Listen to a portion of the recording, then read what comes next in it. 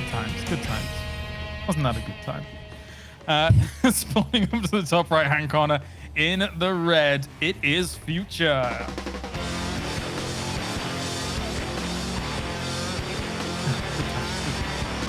You know, I was not expecting it, James.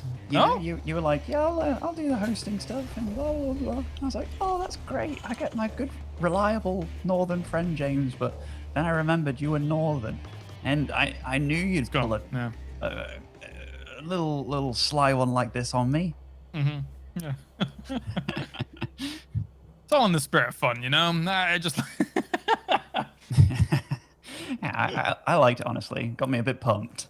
Yeah. Anyhow, Astrea. So, you know, like, I like that you brought up the fact that you played that GSL game, because there was that one game on Everdream specifically against Dark where it went the distance. And, you know, a lot of Protosses were absolutely avoiding the late game with Zerg, and here he is, there he was, going all the way with Dark, who at the time was like the BlizzCon champ, you know, and he didn't look super outmatched. He actually made me think, like, maybe there's hope for a late game PvZ. And, you know, Dark kind of showed me that there's a reason that Protosses don't really play late game PvZ. But Astrea was making it look as good as it could. Then going into the War Chest Team League, I pointed out, like, Astrea beat the best Terrans in the absolute world in Innovation and Maru. So Future's definitely got his work cut out for him here. Yeah, absolutely. When I look at Astrea, I think the biggest prospect in North America currently, not beyond your bigger names, right? Like, they're already very, very established, and that's exciting to me. So that is cool. I mean, Future literally does live up to his name as well. He is the future, especially when it comes to North American Terrans. But let's see how this is going to go down. Already that Reaper really not having to do too much at the moment. I see these cautious Reapers. I don't mind it, Ben. I don't mind it, because, you know, sometimes it can be a scary world out there. It's always a scary world as a Reaper, mate. Like, do you know how much people will go to get you? Like, that is one of the only units where pros will pull off the minerals and try and get you. There's a depth so far, though. I think that's pretty damn decent for Future, honestly. Yeah. Well, Twilight Council on the way behind all of this for Astrea, as he's poking on out with his stalkers. But you know what? He's going to go home. He, realizing that there is that little fortified position at the back. It's not exactly the easiest thing to poke around at. And where's the Reaper going? Check he's having a voyage, mate. Going around the map, just making sure that there's no Protoss shenanigans around the map. We also have to mention these guys are teammates, so I don't know if there's something behind that. You can always get kind of funky games going between teammates and such.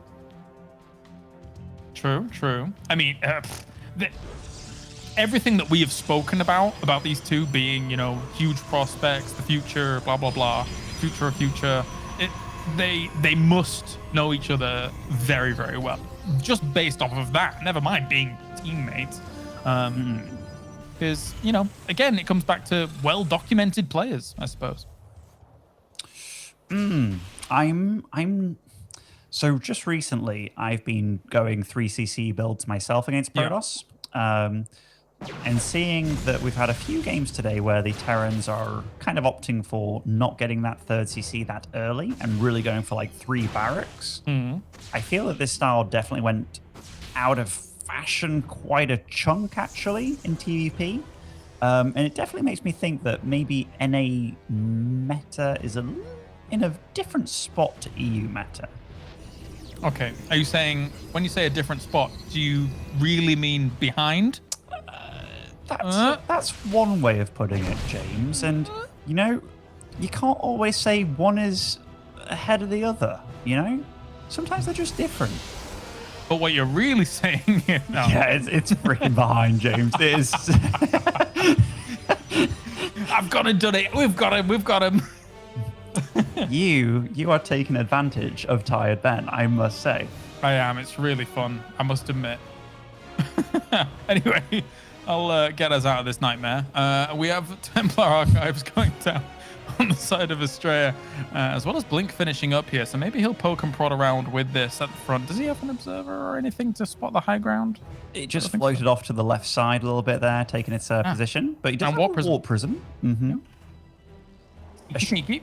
Astrea's also playing weird, by the way. So there must be mind games going on here, because taking the third, he was a bit late with his third.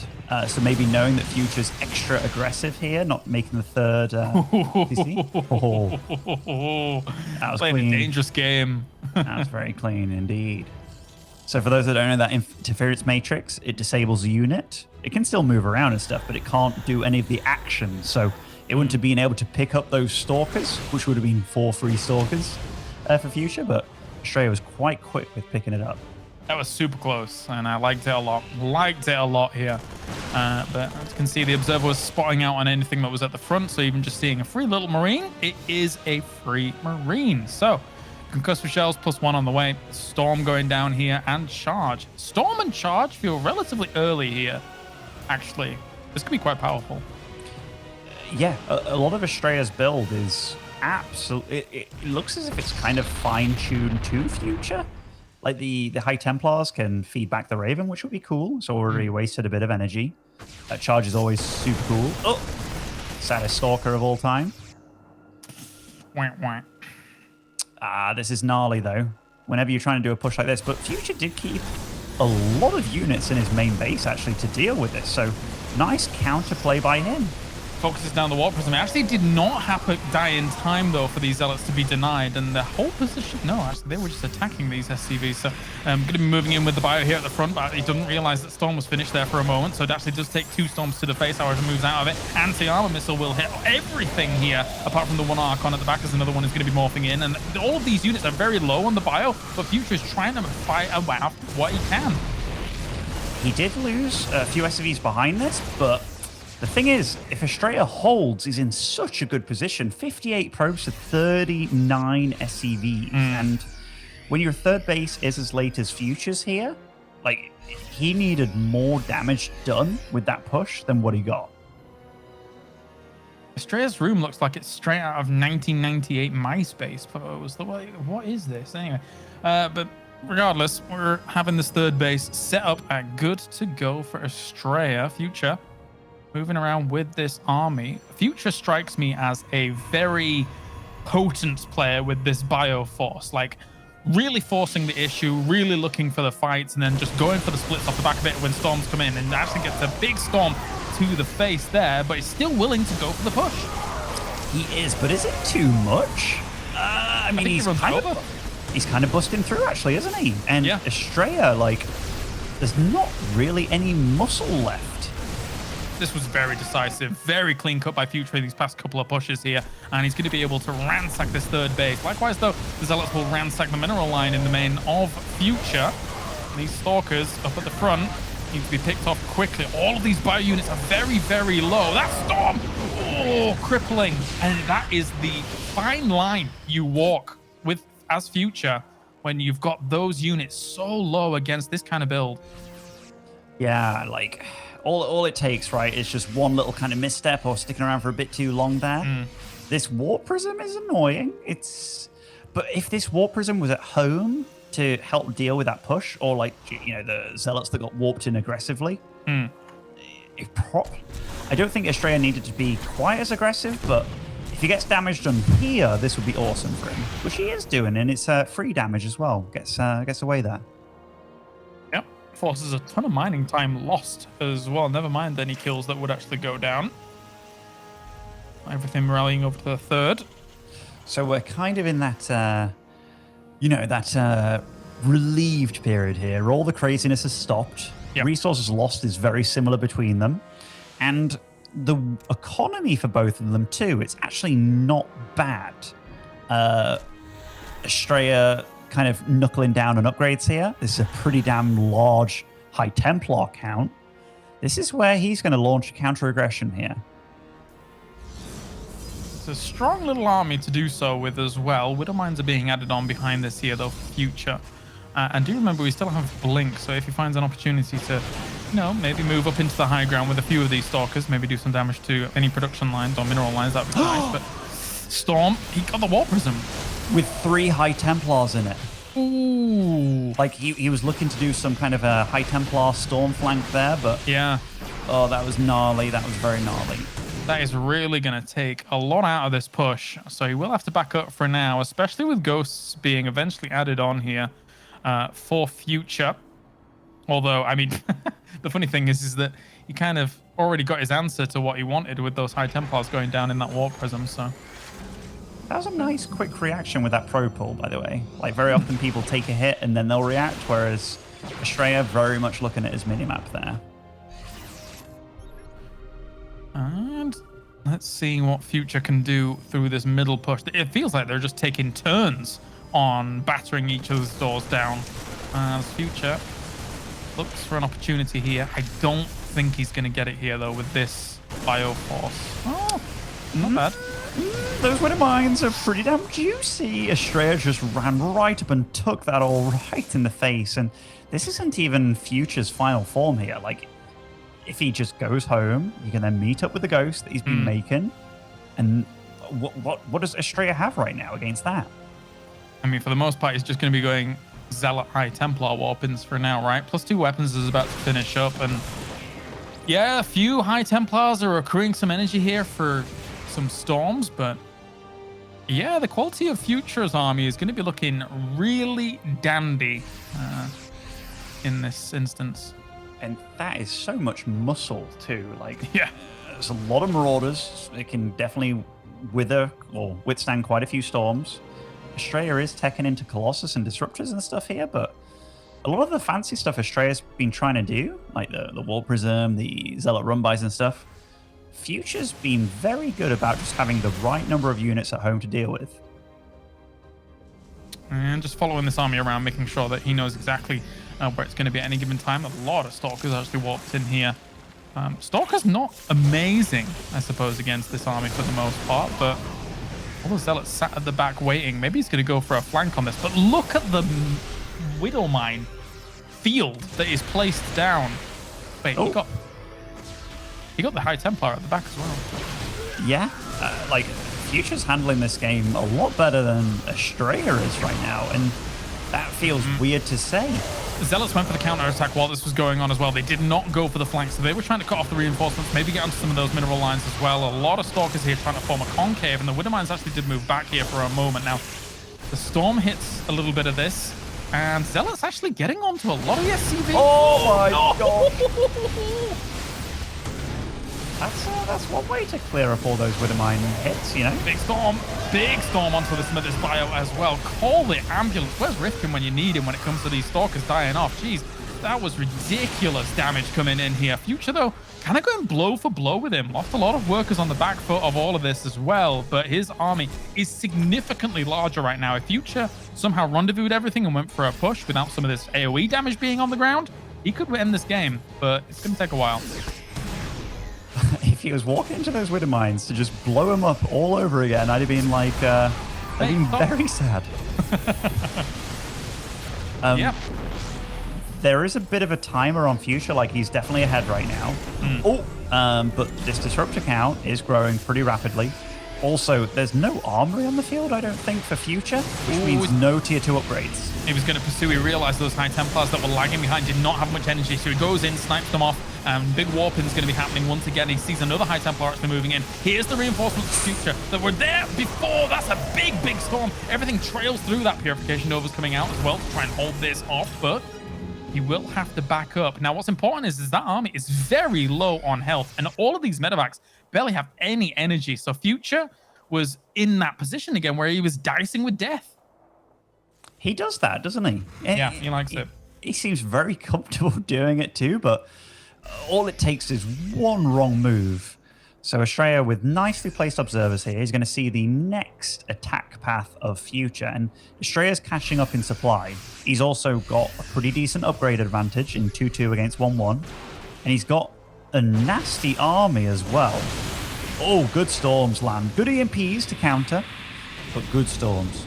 And the problem now is going to be 6 disruptors. Like, he's constantly was he not only having to dance around because of the storms before, he's really going to have to dance around because the AoE damage and potential that was going to be there if he was going to continue to press the issue. So for here, do you feel like Future should just kind of go back, cut his losses a little bit, and kind of consolidate?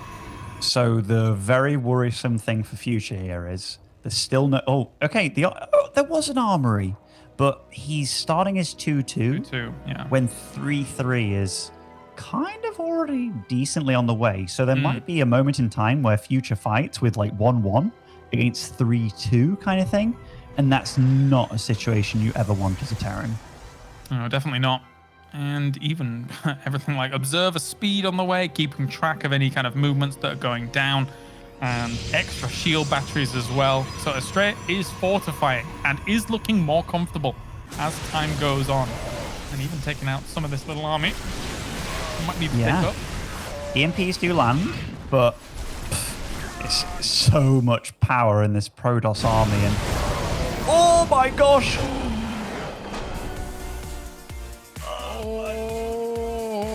Well, James, you know, you asked me should Future go back home? You definitely shouldn't walk into like 7 disruptor shots or whatever the number that was, because that game was that was brutal, mate. That was brutal. The Manx piano music just came on, and it's really sad, and that reflects my mood. That's why. That's such a shame for Future. Like, he was definitely in control for a lot of that game, but Astrea, the fact that he managed to kind of, you know, turn that back in his favor. Yeah. Very, very impressive by Astrea. Definitely so. Compose himself. Yeah, it showed great resilience, right? Very, very good stuff. Are you wearing comic book pajama pants? So I'm glad that showed on the stream there. Yeah, Look at him. This is the Hulk here. Oh, it's being blocked. You know, producers don't want it being shown. Oh, production was like, get it off. Get it off. You want? So, yeah, this is the Hulk over here. You know, there's a good old Thor over on this part. So, good old Marvel pants, mate. Marvel pants. You've actually seen my position now as well. Yeah. Looks very comfortable, I must admit. I'm a nimble fellow, a nimble, tall fellow here, James, you know? Yes. In fact, that's a tradition in a lot of StarCraft. Everybody is tall, apart from me. And Nathanius. Yeah. Actually, Nathanius is the one guy that makes you feel very tall, Kalaris. Our cat says on him as well, which is actually true. Yeah. There you go. A lot of... In fact, yeah, I remember... Because I'm not small, but initially when it was like I stood next to Day 9 and next to Todd... Oh. And it's like, even Husky was a very tall fellow, I think, back in the day. Get me an apple box. That's what I need. Every single tournament. You know what? I never met Husky. In the whole time, never met the guy. Never even spoke to the guy. How about that? Some of us are luckier than others, James, and you're one of them by the sounds of it. Anyhow, never met the Abandoner. Anyway, let's continue. Getting into this game. Currently 1-0 up, spawning in the top right of, as Rotterdam would say, Eternal Palace. It is Astrea.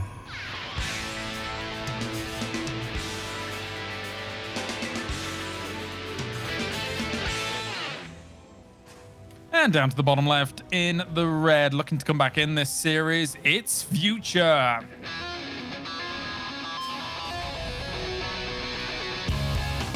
You know, Ben, there was all that controversy about him removing all of his videos, but I think there was also a very clear reason why you do it in that position, which is like, you don't know what you said in the past. Every single video covering it, you know? Like, yeah. That's your take on it, is it, James?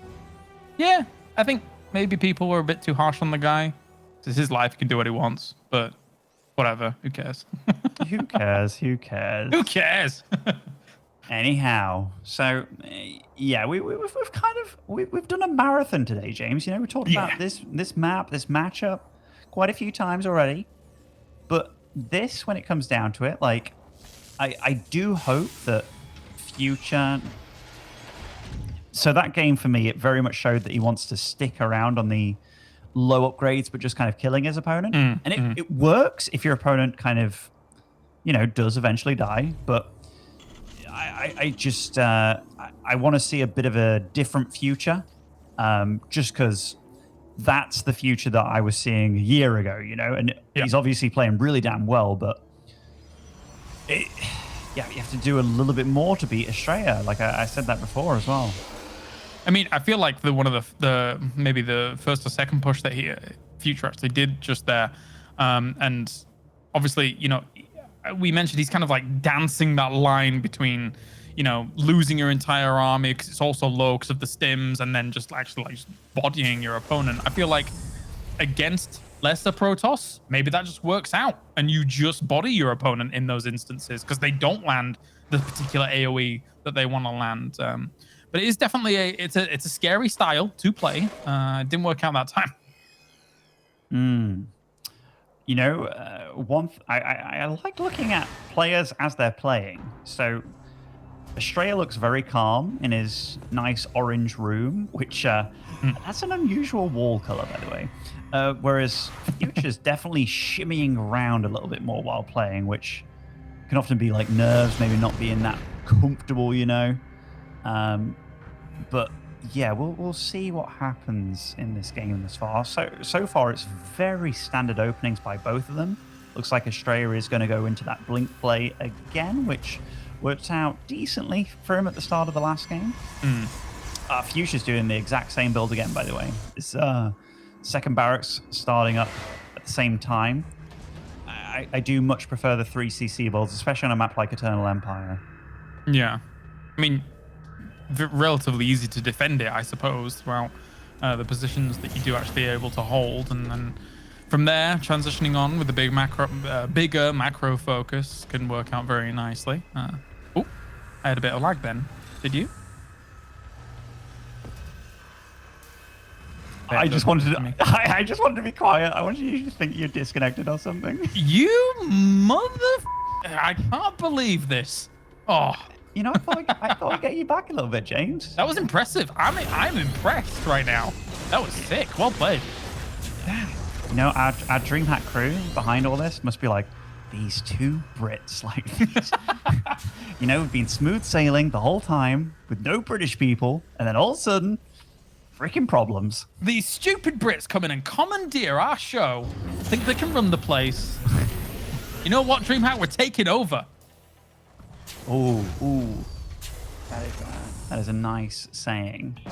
Ooh, we're taking over. Double forge this time from Astrea. I like it. I like it a lot. All right, okay. Also, much earlier third base by him too. Like, when I think about Future's build, one thing that really made it go out of fashion a little bit was these very quick third bases. And just upgrades and charge lots, and lots of them. I think the scary thing about the double forge players is that if we fall into the same trend as the previous game and we're seeing maybe a lack of focus on upgrades for Future, double forge this quickly and swiftly could take even more of an advantage, because obviously there was a slight delay for Future's upgrades in the previous game, but he was focusing a lot on kind of being aggressive, being in his opponent's face whilst the game was going on. Okay, that second turret was a little preemptive there, I guess. Denies quite a bit of mining time, I guess. It definitely does deny mining, which is absolutely what you want to be getting done. Especially when you delay your third CC so much. No fourth and fifth barracks on the way. I think Future's just going to do literally down to a T, the exact same thing they did last game, where he's going to put down the third. Like, it's not going to be a super all-in, but very much a committed attack. Whereas Astrea seems to be the one that's shimmying things up a little bit. That is a whole lot of bio. And actually, the Stalkers is going to see its move out at exactly the right time, blinking away there. Especially since, well, actually, no, Concussive is not complete. But with a stim, if they were just running them down, they would catch up anyway. So Medevac's going to move out, and Astrea knows that this move is on the way. How is he going to prepare over at his third base? We'll see. There's shield batteries popping down, like more pylons and stuff. Supply-wise, Future's a little bit ahead here, but not for too long. Trying to get more Stalkers out, but those upgrades are actually finishing in really good time for Astrea, so 1-1 is complete. Very nicely done. Gonna stim on up and try and bring down that pylon. And I mean, that shield battery, if that goes down, there's no overcharge available here, which is a big deal. But you see that Astrea, he's got a lot of money to spend. He's supply blocked. That is really bad for him. Yeah, definitely so. And actually, those Widow Mines get a really big connection on those Zealots, but it's not going to be enough for the most part. 58 army supply against the 46, and this medevac holding these units up towards the top. I don't know if it's going to be able to find many ways in unless it's forgotten about.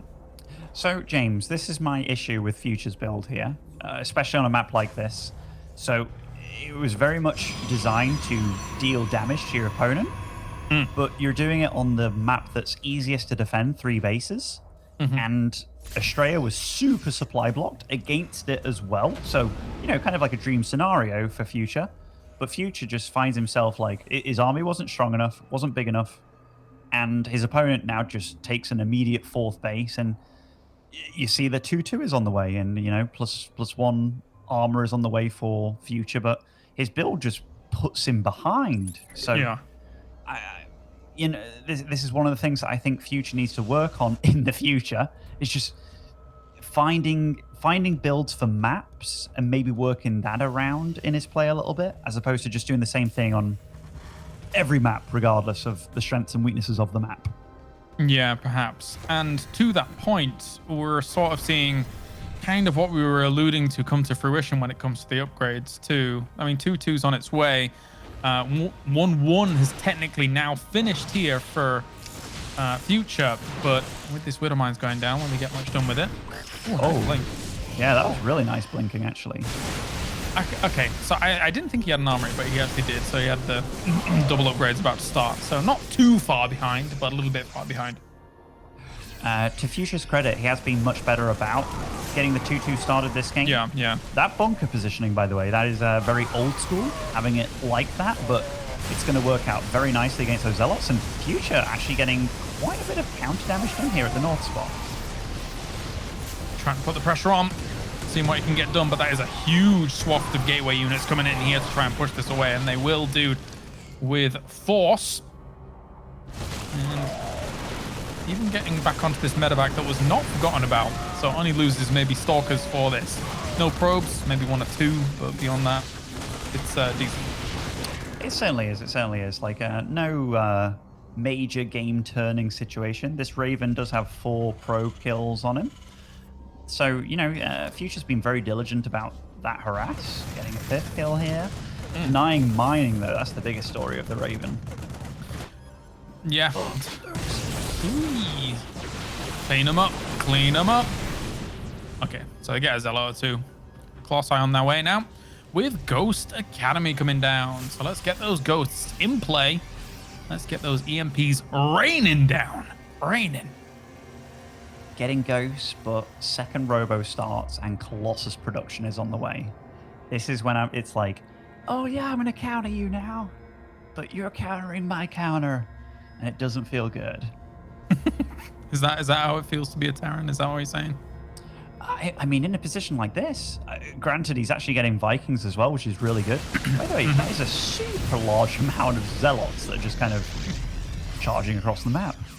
That's what they do, Ben. They charge. They're good at that. But yeah, you're right. It's a lot of Zealots. So it's a lot of meat shield for anything that's going to be behind them, most importantly. But also against like a Widow Mine-based army with this bio, there's always the potential for a little bit of friendly splash damage if you've got that many Zealots charging in against that bio. So got to be careful with that too. Yes. Astrea is so ballsy with his blinks, you know, blinking into the unknown there. That could have been pretty darn scary. Nice force field, just making sure that Future can't capitalize on, you know, you not having blink available. Let me at him. Let me at him. And then he... Stalkers are good, James. Stalkers are good. Yeah, you like that little blink? I do, and these Zealots as well. They don't give a crap about your Widow Mines, son. 2 Widow Mines? Get into that mineral line. Although, that being said, the bunker is really drawing the focus for the most part. Here comes the Terran army, though, on towards that 4th base location. Can easily rip down that Nexus if they want.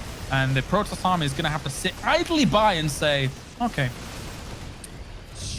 I like the trade for Future in that he took out a base, but look at this worker count, James. Like it's not all it's not all rosy for Future, because he is broke as a joke behind this, whereas Astrea is like, you know what? I just moved these probes to the other 4th base that I have.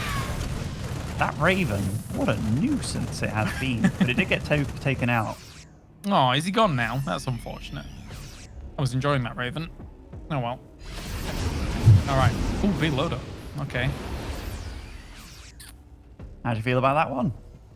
I'll take it. I'll take it. They can replace the Raven. Yeah, I was so happy with the Raven, but now these 4 medevacs are all my hopes and Future. We have got Shadow Stride on the way as well here with the 3-3. So let's get some.